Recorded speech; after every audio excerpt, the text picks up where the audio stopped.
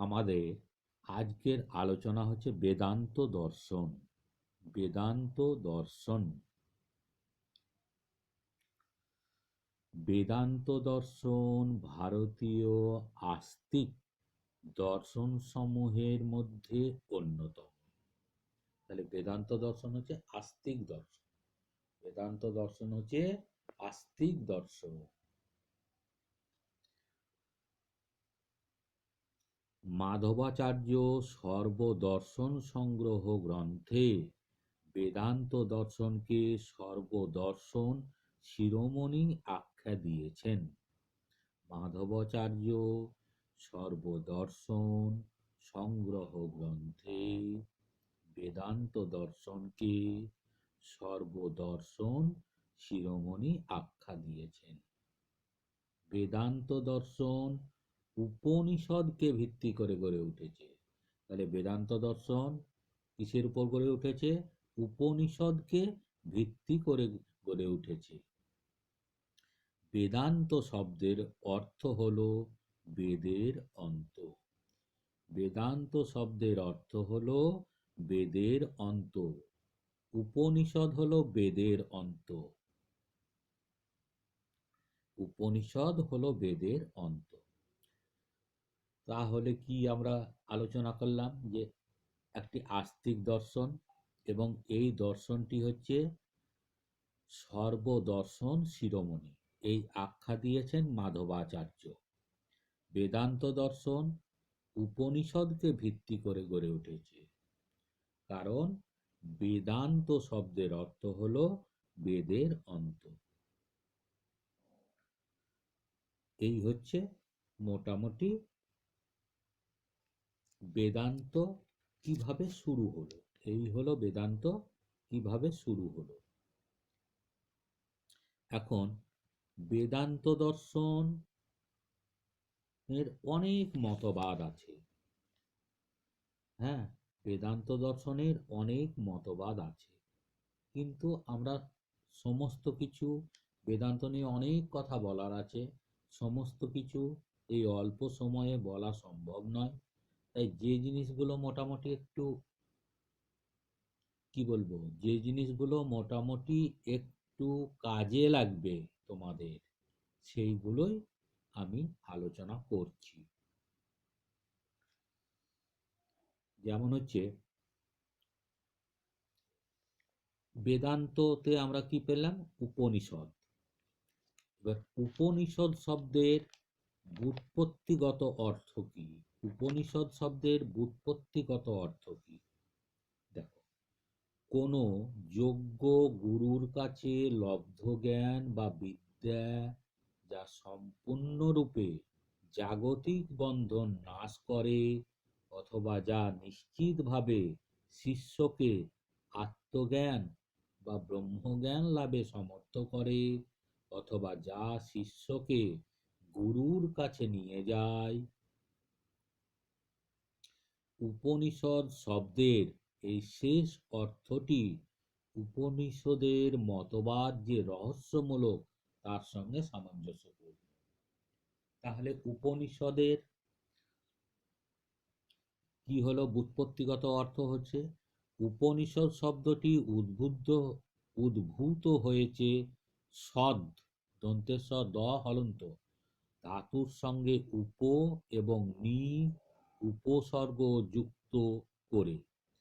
উপনিষদ শব্দের ব্যুৎপত্তিগত অর্থ হল কোন যোগ্য গুরুর কাছে লব্ধ জ্ঞান বা বিদ্যা, যা সম্পূর্ণরূপে জাগতিক বন্ধন নাশ করে, অথবা যা নিশ্চিতভাবে শিষ্যকে আত্মজ্ঞান বা ব্রহ্মজ্ঞান লাভে সমর্থ করে, অথবা যা শিষ্যকে গুরুর কাছে নিয়ে যায়।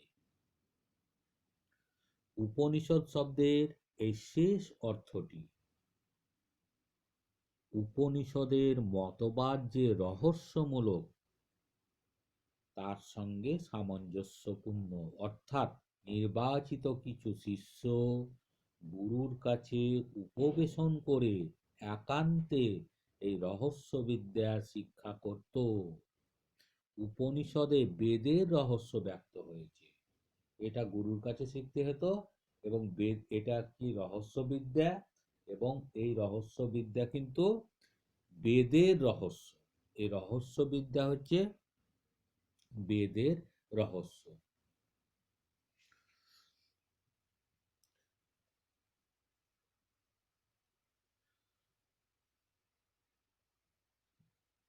শোপেনহাওয়ার বলেছেন তালসয়কার পয়কার দন্ত্যান্ন হয় আকার ও অন্তুস্তয়াকার রস। হাওয়ার বলেছেন সমগ্র বিশ্বে উপনিষদের মতো উপকারক ও হৃদয়ের উন্নতি বিধায়ক আর কোনো গ্রন্থ নাই। তা আমাকে জীবনে শান্তি দিয়েছে, মৃত্যুকালেও তাই আমাকে শান্তি দিবে।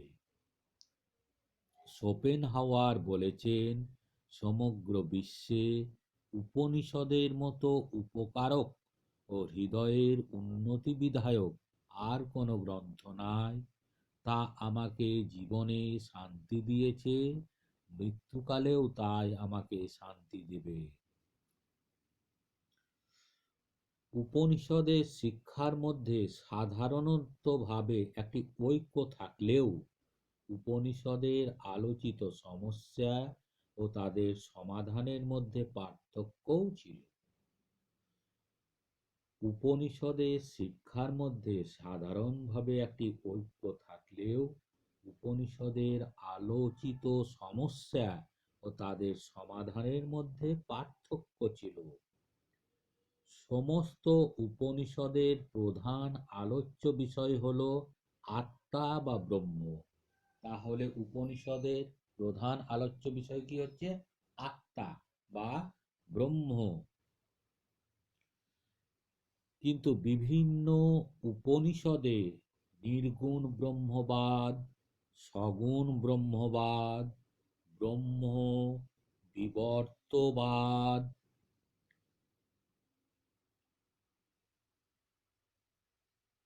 ব্রহ্ম পরিণামবাদ, মুক্তির উপায় হিসাবে জ্ঞান, কর্ম, ভক্তিমার্গ প্রভৃতি ভিন্ন ভিন্ন সিদ্ধান্ত বিকাশ লাভ করে। কিন্তু বিভিন্ন উপনিষদে নির্গুণ ব্রহ্মবাদ, সগুণ ব্রহ্মবাদ, এগুলো আমরা পরে আলোচনা করব। ব্রহ্ম বিবর্তবাদ, ব্রহ্ম পরিণামবাদ, মুক্তির উপায় হিসাবে জ্ঞান, কর্ম, ভক্তিমার্গ প্রভৃতি ভিন্ন ভিন্ন সিদ্ধান্ত বিকাশ লাভ করে। তাই উপনিষদসমূহের শিক্ষার মধ্যে একটি সামঞ্জস্য নির্ণয়ের জন্য উপনিষদে আলোচিত শিক্ষাসমূহকে সুসংবদ্ধ করার প্রয়োজনীয়তা পরবর্তীকালে অনুভূত হয়। কি হলো এখানে দেখো, হচ্ছে উপনিষদ সমূহের শিক্ষার মধ্যে একটি সামঞ্জস্য নির্ণয়ের জন্য উপনিষদে আলোচিত শিক্ষাসমূহকে সুসংবদ্ধ করার প্রয়োজনীয়তা পরবর্তীকালে অনুভূত হয়। বাদরায়ণ বা ব্যাসদেবের ব্রহ্মসূত্র গ্রন্থের উদ্দেশ্য ছিল বিভিন্ন উপনিষদের শিক্ষাসমূহকে সুসংবদ্ধ করা। ঋষি বাদরায়ণ এবং ব্যাসদেব চেয়েছিলেন তার ব্রহ্মসূত্র গ্রন্থে যে বিভিন্ন উপনিষদের শিক্ষাসমূহকে সুসংবদ্ধ করতে।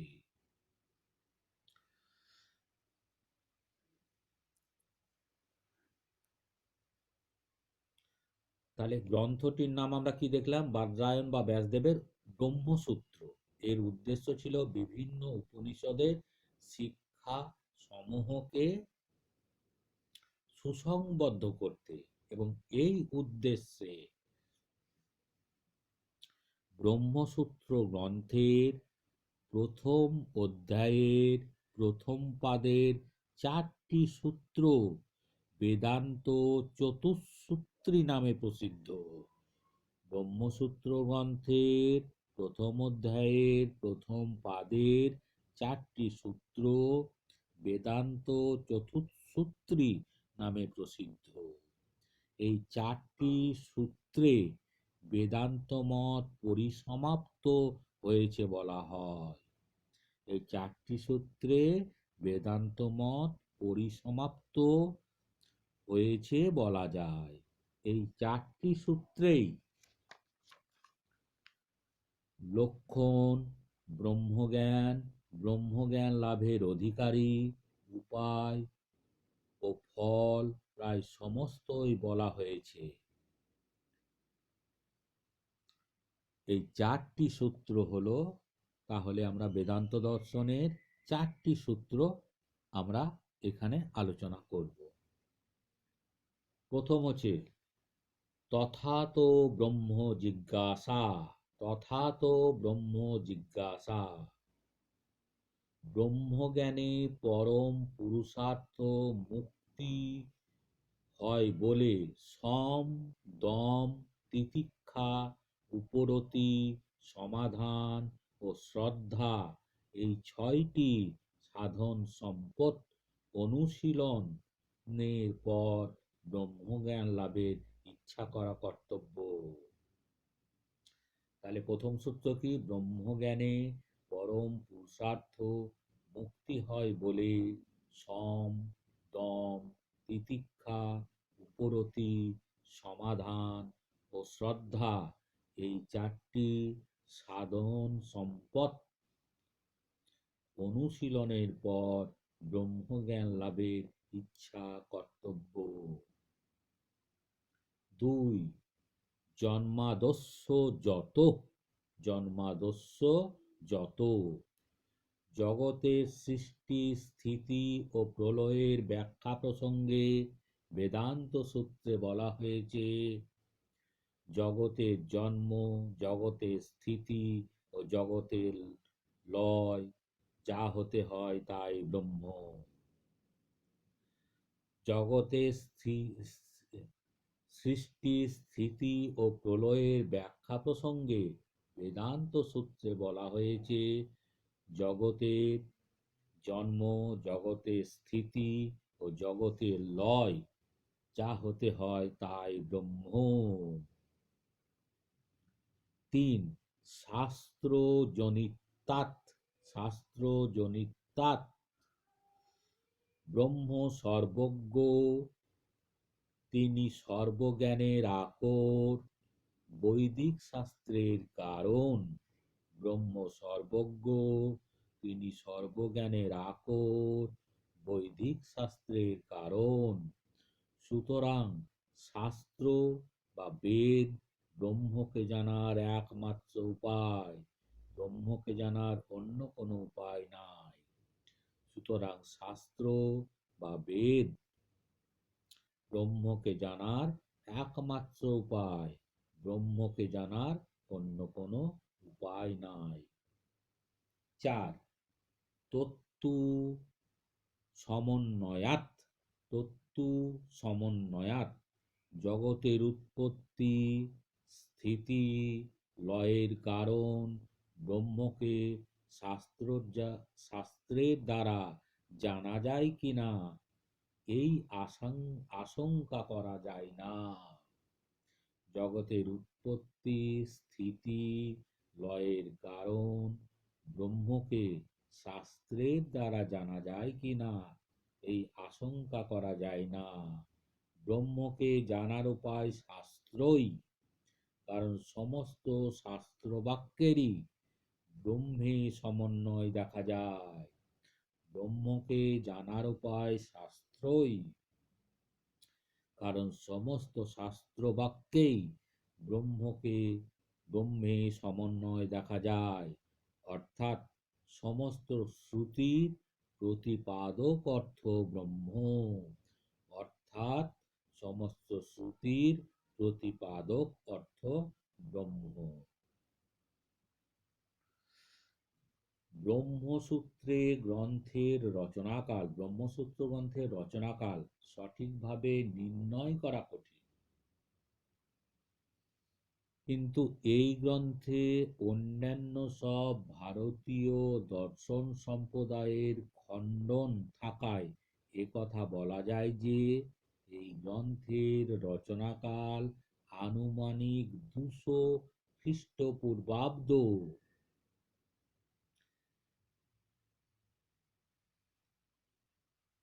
মান্ডুক্য উপনিষদের ব্যাখ্যা কারিকায় উপনিষদের অদ্বৈতবাদী ব্যাখ্যার পুনরুজ্জীবন ঘটান। গৌড়পাদ ষষ্ঠ খ্রিস্টাব্দে তার মান্ডুক্য উপনিষদের ব্যাখ্যা মান্ডুক্য কারিকায় উপনিষদের অদ্বৈতবাদী ব্যাখ্যার পুনরুজ্জীবন ঘটান। তার শিষ্য যোগী গোবিন্দপাদ শঙ্করাচার্যের গুরু। এটা হচ্ছে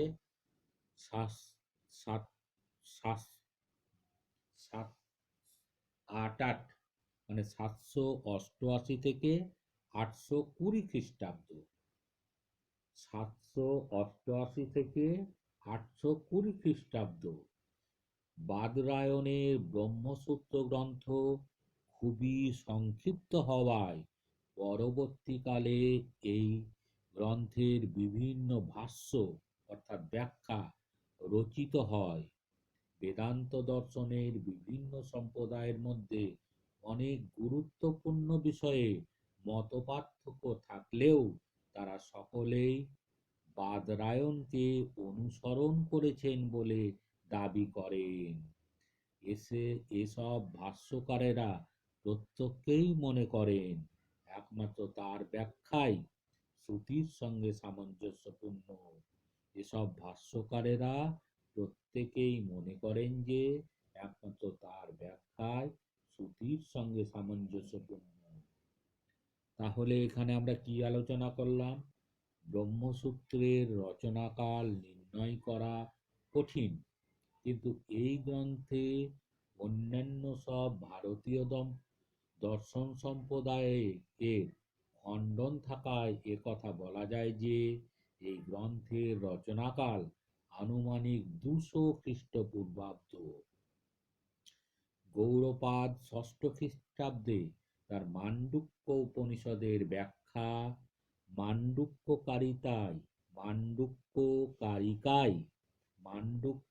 কারিকায় উপনিষদের অদ্বৈতবাদী ব্যাখ্যার পুনরুজ্জীবন ঘটান। তার শিষ্য যোগী গোবিন্দপাদ শঙ্করাচার্য 788 থেকে 820 খ্রিস্টাব্দের মধ্যে গুরু। তার শিষ্য যোগী গোবিন্দপাদ শঙ্করাচার্যের গুরু। এর সময়কাল হচ্ছে 788 থেকে 820 খ্রিস্টাব্দ। বাদরায়ণের ব্রহ্মসূত্র গ্রন্থ খুবই সংক্ষিপ্ত হওয়ায় পরবর্তীকালে এই গ্রন্থের বিভিন্ন ভাষ্য অর্থাৎ ব্যাখ্যা রচিত হয়। বেদান্ত দর্শনের বিভিন্ন সম্প্রদায়ের মধ্যে অনেক গুরুত্বপূর্ণ বিষয়ে মতপার্থক্য থাকলেও তারা সকলেই বাদরায়ণকে অনুসরণ করেছেন বলে দাবি করেন। এই সব ভাষ্যকারেরা প্রত্যেকেই মনে করেন যে একমাত্র তাঁর ব্যাখ্যায় শ্রুতির সঙ্গে সামঞ্জস্যপূর্ণ। তাহলে এখানে আমরা যে গুরুত্বপূর্ণ বিষয়টিকে আলোচনা করলাম সেটা হচ্ছে ব্রহ্মসূত্র গ্রন্থের প্রথম অধ্যায়ের প্রথম পাদের 4টি সূত্র বেদান্ত চতুঃসূত্রী নামে প্রসিদ্ধ। এই 4টি সূত্রে বেদান্ত মত পরিসমাপ্ত হয়েছে বলা যায়। এই 4টি সূত্রেই ব্রহ্মের লক্ষণ, ব্রহ্মজ্ঞান লাভের অধিকারী, উপায় ও ফল প্রায় সমস্তই বলা হয়েছে। এই চারটি সূত্র কি কি?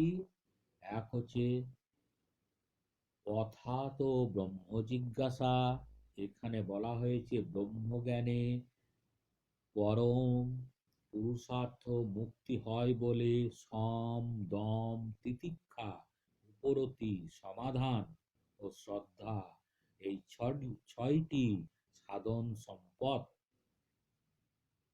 অনুশীলনের পর ব্রহ্মজ্ঞান লাভের ইচ্ছা করা কর্তব্য। দ্বিতীয় সূত্র হচ্ছে জন্মাদস্য যত, জগতের সৃষ্টি স্থিতি ও প্রলয়ের ব্যাখ্যার সঙ্গে বেদান্ত সূত্রে বলা হয়েছে জগতের জন্ম, জগতের স্থিতি ও জগতের লয়, যা হতে হয় তাই ব্রহ্ম। 3 শাস্ত্রজনিতাৎ, শাস্ত্রজনিতাৎ ব্রহ্ম সর্বজ্ঞ, তিনি সর্বজ্ঞানের আকর, বৈদিক শাস্ত্রের কারণ। সুতরাং শাস্ত্র বা বেদ ব্রহ্মকে জানার একমাত্র উপায়, ব্রহ্মকে জানার অন্য উপায় নাই। 4 তত্ত্ব সমন্বয়াৎ, জগতের উৎপত্তি স্থিতি লয়ের কারণ ব্রহ্মকে শাস্ত্রের দ্বারা জানা যায় কিনা এই আশঙ্কা করা যায় না। ব্রহ্মকে জানার উপায় শাস্ত্রই, কারণ সমস্ত শাস্ত্র বাক্যেরই ব্রহ্মের সমন্বয় দেখা যায়, অর্থাৎ সমস্ত শ্রুতির প্রতিপাদক অর্থ ব্রহ্ম। এই মোটামুটি বেদান্ত দর্শনের ভূমিকা, সেটা আমরা যা আলোচনা করলাম এটা হচ্ছে মোটামুটি বেদান্ত দর্শনের ভূমিকা। এরপর আমরা দুটি ভাষ্য আলোচনা করব বেদান্ত দর্শনের। একটি হচ্ছে অদ্বৈতবাদ, আচার্য শঙ্করের মতবাদ অদ্বৈতবাদ, এবং বিশিষ্টাদ্বৈতবাদ, এটা হচ্ছে রামানুজের বিশিষ্টাদ্বৈতবাদ। মোটামুটি এই দুটো আলোচনা করতে হবে। আচার্য শঙ্করের অদ্বৈতবাদ আর রামানুজের বিশিষ্টাদ্বৈতবাদ, এই দুটো পরপর আমরা আলোচনা করব, কারণ এখন আলোচনা করতে গেলে অনেক দীর্ঘ হবে ব্যাপারটা। মোটামুটি বেদান্ত দর্শনের প্রাথমিক যে ধারণা সেটা আমি দেওয়ার চেষ্টা করলাম, তোমরা একটু দেখতে পারো জিনিসটা শুনে কিরকম লাগছে।